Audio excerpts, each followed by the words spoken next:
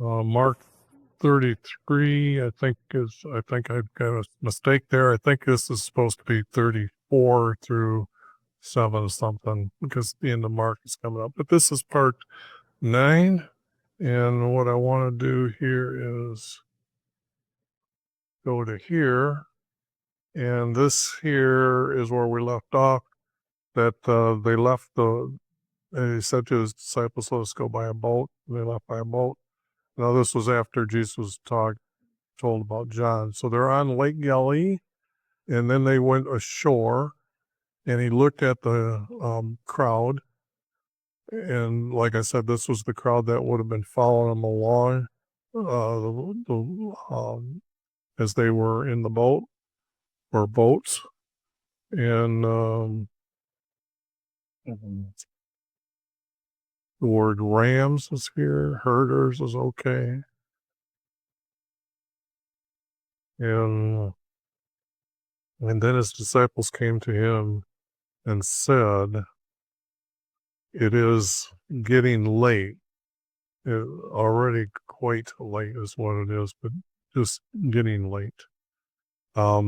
Because Jesus is going to feed the crowd. So it can't be late evening where the sun is just about to set.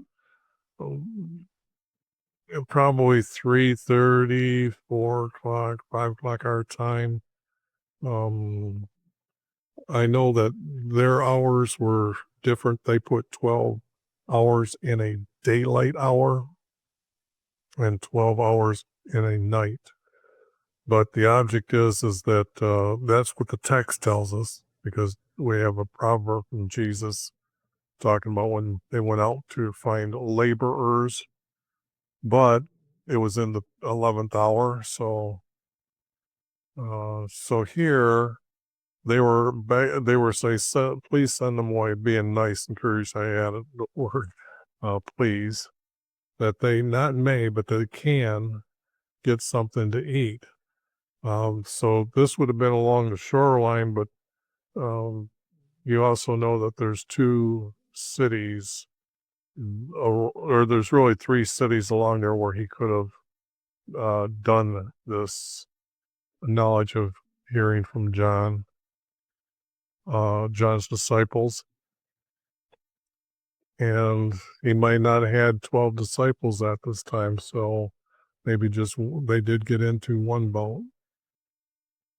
Just text out of order, but he told them, I will give them food. I will give them to eat, but I will give them food is the more easier word. I get rid of 2 words for 1 word. And they said, are you going to go spend 200 silver for food? I'm replacing the word denarii to the word silver. This is keeping track of this is supposed to be the Hebrew word for their coin system, I believe. But actually these are Roman coins they're using, and they use silver. So if I keep the word silver as it is, then when you see it through the rest of the story, you can see how much 1 silver is worth. So here, it was a man's wages for a day was a silver. So anyways, you go buy bread.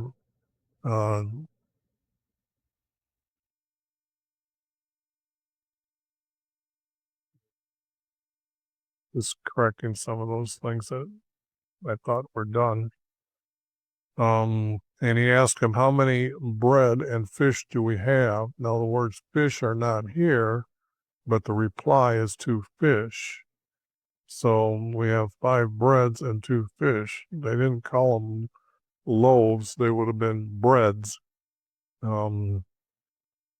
So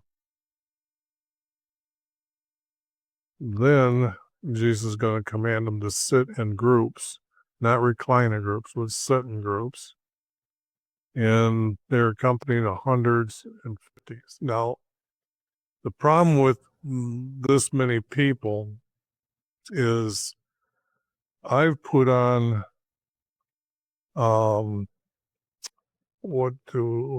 it's been a while since I've been at work, but we used to potlucks at work. And I used to do 75 people probably for maybe 10 years. And then one year the bosses wanted me to do all 300 employees. And I kind of like, I can only organize, but I can't do this. There's a lot to do in feeding this many people. They could not do this many, okay? Just is not possible because he's just given them a snack, not a meal. But the object is that he took the 5 loaves of bread and 2 fish in a basket. He's got to be able to take them. He's got to have them some because he's going to break them up. So he's not going to walk up or he's not going to turn around. And as it says here, look to heaven. Now, if you want to know where the location of heaven is at from earth, there's only 2 Bibles. And actually, the second Bible got it from the first Bible. And that is in the description below. And so you know where he looked. And then he asked for not just his blessing, but Wivey's blessing. Then he broke the breads and fish. Needed to add the word fish. How come they didn't say that the fish were also broke up? Kind of make, just untrustworthy editors. And he gave some to them in their baskets. Okay. And it might be their bags because I was going through what they were carrying before, and they would have carried this in their bags. But I'm going to use basket because I put baskets there, and baskets are going to be actually the word that's used pretty soon in the text coming up. Then his disciples passed it out for them to eat. And again, the verse I needed to add to the end of this is right here. Now here's when they're going to add the 2 fish, but I put that here, and then he gave some to them in their baskets, and then they passed out for them to eat. Now, this be satisfied would be, they meant the whole meal. To even walk around and hand out food by 12 men, I don't see this as companies of hundreds and of 50s. I see the whole total lot, maybe 200 people here, or maybe 400 people. Okay. So the thing here is even to walk around to that many people, wait for each one by 12, sounds reasonable to me. And then they gathered the leftovers in the 12 baskets. Here's where this baskets. And like I said, even this basket type of thing, this might too get changed later. But see, they're saying there was 5,000 men who ate. Now, men are males, so where were the wives and the children that were following them? And so the thing here is to say, if this is just men, we'd have to add another 1,000 at least of other people. So that's saying about 6,000 people. So we know that that's just not, I personally know that that's not how many people are following Jesus here. Then he made them get into a boat and get ahead of them to the other side. This is the town that they're going to. Now Jesus is going to, well, I guess I didn't show you that, but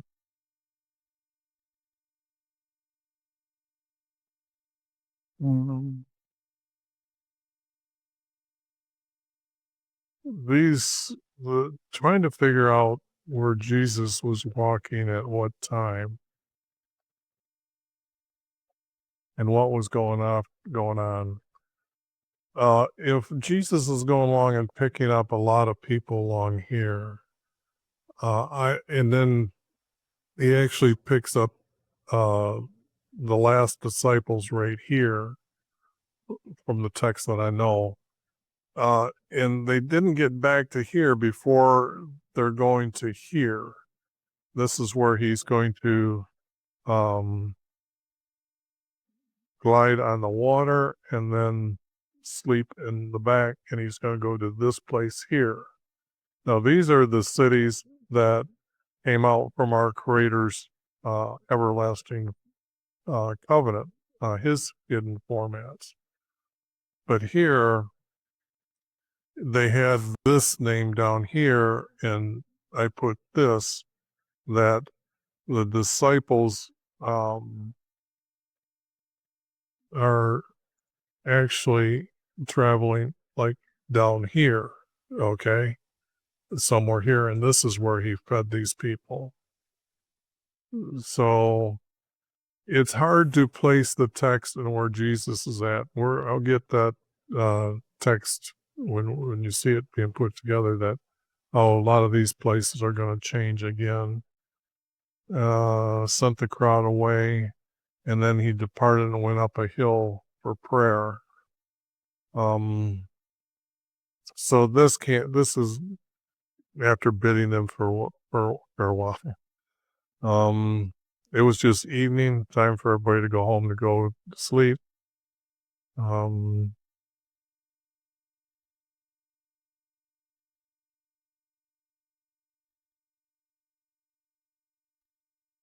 I'm just gonna have a hard time with this here. Okay, this is where Jesus is gliding over the water. So this is where we're talking about now. So it wasn't Garnett that they were headed to. They were headed to um, Capernaum. And so what they done, what this boat ride is saying, is along this area here. Okay. Now, when they had landed and they had fed the people, now it was evening. By evening, the boat was in the midst of the lake. Okay, this was where Jesus had sent them to get in the boat to go to here, which now we know is going to be this here city. Okay. So,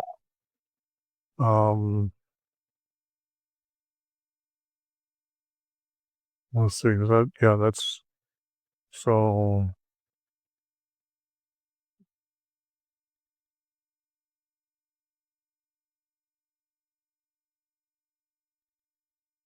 But the boat was in the midst of the lake. Well, it wasn't in the midst of the lake, but it was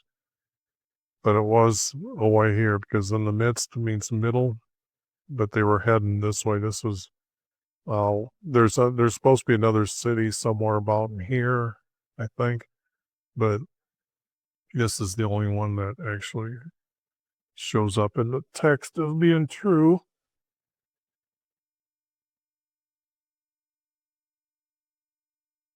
And you better have read what I've got done on my website, because that is better text than what this is. This, I'm just showing how it can be corrected and put together as a story. The more truthful story is going to be what you read on the website. Now, yes, if you're coming there now at this time in history, I'm not done editing all that text. There's a lot I've got going on my plate, but I know it needs to be updated again. But I want to get through showing you how these four gospels can be put together as one writing, even though it might have been from two or three writings that they took and then they made up complete garbage by not being in order for us, and not truthful words, but for their God, as Jesus says in one of the verses. So, and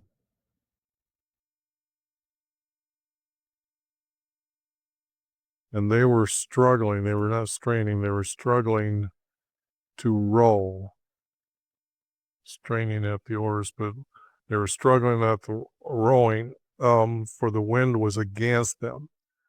Now, being the wind was against them, it means that there's also waves on the lake. And being that even though that little bit to go to the other city that I showed you is about 2 miles, in open water like that, a good wind will create whitecaps on that size of an area. So there was most likely whitecaps that were on the lake that they were rolling against. And you have to keep the boat pointed towards these waves. Now you can adjust a little bit every time you get there to make sure they are on track, but in the middle of the night, they would use the stars, or because you can see a long way, there must have been lights that they knew that they were how to get to where they were going. And that would have been from that city that's close, very close to the lake, against them. It says about the fourth watch, but that's not really, there's 12 watches in an hour and a night. So this can't be the fourth watch. They're in the midst of the lake, or probably in the middle of their way going there. He came to them not walking over water, because that means he'd have to go up and down every whitecap, and that just doesn't make sense. But he was gliding over the waves. Now, why am I saying this? Okay. Why he was gliding. I'm going to get to that right now. He intended to pass them by? I don't think so. When they saw him gliding just above the waves, they thought that he was a ghost. See, I'm not changing the word ghost. Ghosts glide, they don't walk. Okay? That's why the truth is that he was gliding just over the waves. They were frightened until he told them, "Have courage and do not be afraid of me." So they would have thought, okay, this is new to us. So we got in the boat and the wind stopped, and they were amazed at what had just happened. And this, they had not gained any insight from the incident of the loaves in their heart. Yeah, whatever. This is just garbage being put in there that doesn't have anything to do with the story here. They crossed over to this place here, which I showed you here. So what they're saying is from here to here is what they're saying is where Jesus walked on the, or glided on the water. But there's not enough wind to make the boat struggle at this. If the wind is coming from anywhere this direction, they wouldn't have been against the waves. So the thing here is to row against the waves. Going this way, their boat would have just been teetering back and forth like this, and that isn't what I would say is something that Jesus would have done, because he could have probably walked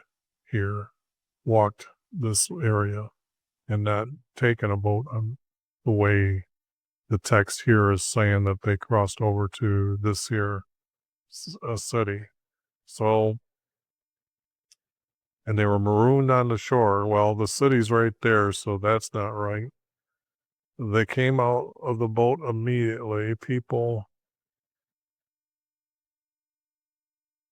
people that heard he was there began to carry their people on stretchers, not pallets, but stretchers, and who were sick came to him.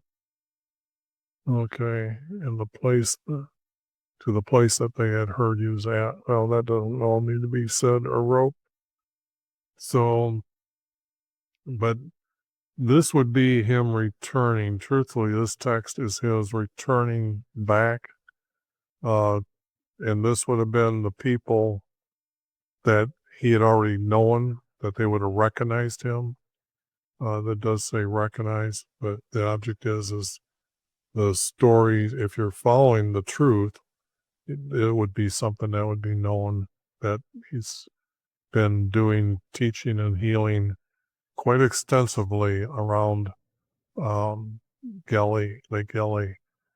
My estimation is that it was probably close to 2 to 3 months that he stayed there in that area.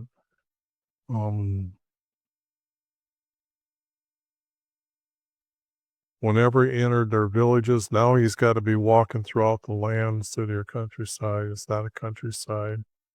It's called hill country, if anything. And they were laying their sick before him and begged him, not entreating him, but begged him to touch them. Not the fringe of his cloak. He wasn't wearing a cloak. I told you many times that he's wearing the traditional ram skin or ram hide outfit or top and trousers or whatever, but they are made from ram's hide. And he touched them, and they were not cured, they were healed. Now these Pharisees, I went over this before, it's in the text, and below there is the story or a video that I've labeled Pharisees, and I go through and why these are not some part of the Jews' special sect, because Jesus said they like to sit they like the seat of Moses. Moses was a judge, so these are judges. And some scribes gathered around him, for they had come from Jerusalem. Now, this would be that they had come a long way from Jerusalem. Let me show you something here. This is 200 kilometers here, and this is 120 miles. So this just gives you some reference of how far it is. And this is what's known as Judah is one region. This was the other region I'm calling Jordan, and this would be the area called Israel. And they were up by Lake Galilee, so they're coming from here to someplace up in here. They're coming from here to here. But the object is that's quite a ways away, and I'm not sure if this text is I think it's out of order, in other words. For they saw his disciples were eating bread with unwashed hands, not with impure hands. They would have been unwashed hands. So that's what they're asking. They're going to be talking to Jesus about. This here, like I said, when I've got these here going around them, I just get rid of the text completely, and especially when it's talking about all the Jews do not eat. Jews, like I said, don't believe in Jesus. So why would they be coming to him? I mean, not so much that. They were trying to trap him to get him arrested, but the judges and the Jews do not eat unless they carefully wash their hands. thus observing the tradition of the elders. See, the elders have this tradition. Well, the only thing is, and they came to the marketplace, and when they came from the marketplace. Now, see, this is not what's being said up here. They're walking, and they see that the disciples were eating their bread with unwashed hands.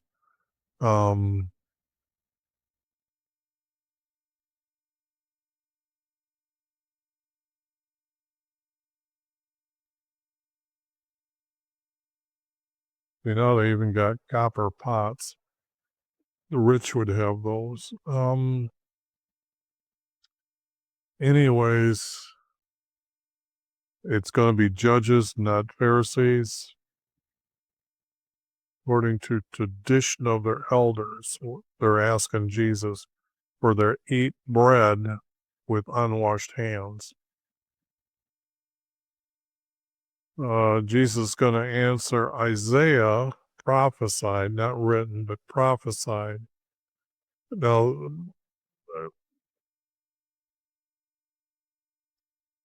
of you hypocrites, I don't need Jesus to have them call them hypocrites when I can get right to the text that Isaiah prophesied. This people will honor me with their lips, but their hearts are far from me. Okay. In vain they do dishonor me. They worship me.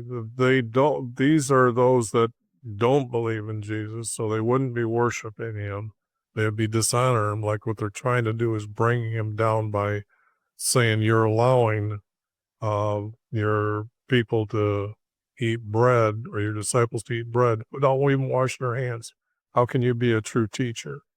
By teaching their own doctrines and laws of mankind. Now, it says precepts of men, but actually they're laws. This tradition became a law, more or less, like this is what they're trying to accuse them of. So I'm using the word law instead of precepts of mankind. Now, the word mankind, you don't know. I'm specifically using the word mankind because it's talking about these people that have changed the text, and they wouldn't allow this type of word to be put in there. See, under this meditation practice with the female goddess, once a year, a male's penis can retract inside his body, and a female's rosebud extends out like a sword, flat, thin, and a sword, maybe inch and a half long. Now, that is what I'm saying is a mankind. Now, if you go look at ancient myths, you'll see a lot of these half man, half beast type of things. Well, this is what is known to them that happens under their practice. Until you're told that, you don't know what they mean. But just remember those pagan symbols that are up in the sky that they call zodiac signs. I believe there's a guy up there, half man, half beast too. So this is the word mankind and what I mean by mankind when I put it into the text. Laws of mankind. And you neglect the commandment from YHVH, from our Creator. The whole tradition is a men, but that's already been set up here. So this here has already been said here, so that doesn't need to be there.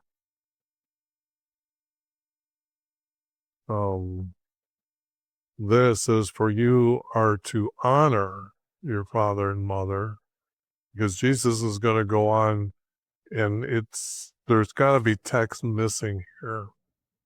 But because it says Moses wrote the commandments. So this is actually our Creator's commandment.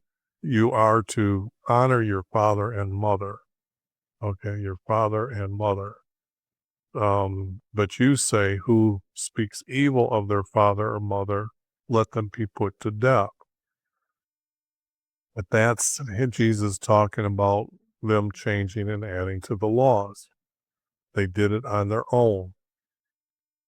And then it's just going to give an example, but pretty much this says it all right here that they changed it.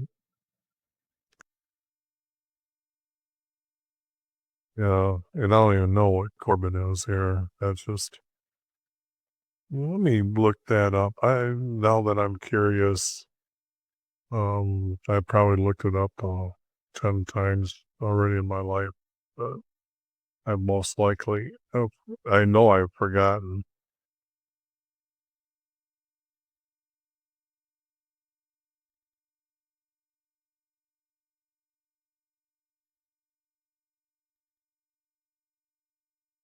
An offering. That doesn't make any sense, even with the word as it is in the definition.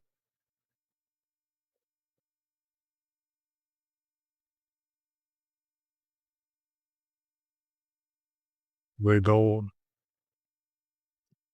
Oh, well, stupid words added to the text, and people go around trying to fill it in and make up whatever they want to make up. What's not truthful, say what's not truthful. Get a backbone already. Yeah, that can be taken out as well. Thus you are overturning or invalidating and overturning a commandment from YV.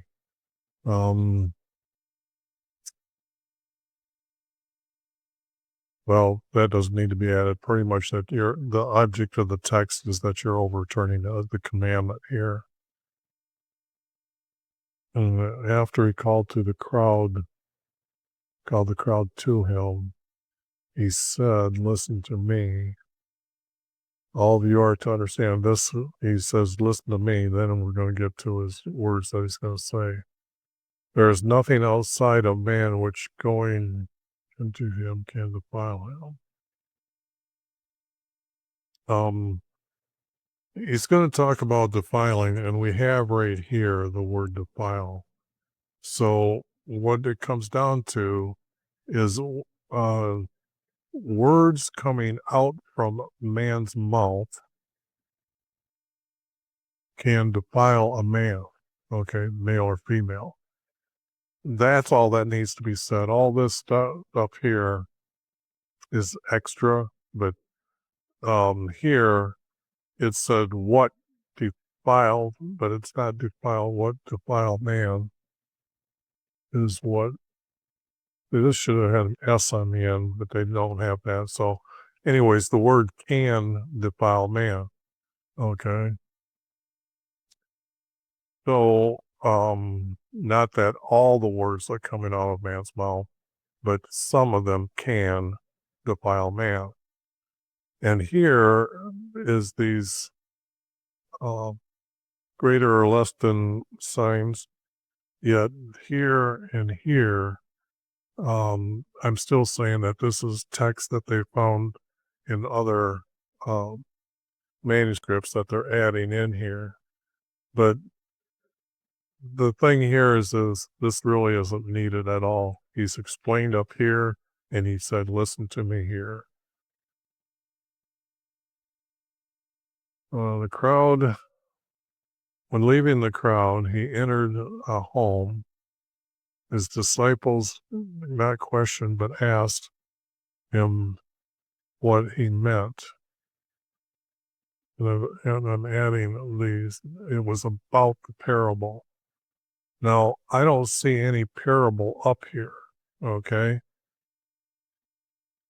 There is no parable here except for if they're trying to say something that's explained here. So it's not really a parable, but what he meant. And just like all these words here, if you couldn't understand what this verse right here is saying, I feel sorry for you. the thing here is this is just absolutely not true here. And then here's the text that counters our creator's clean and unclean food for them to eat.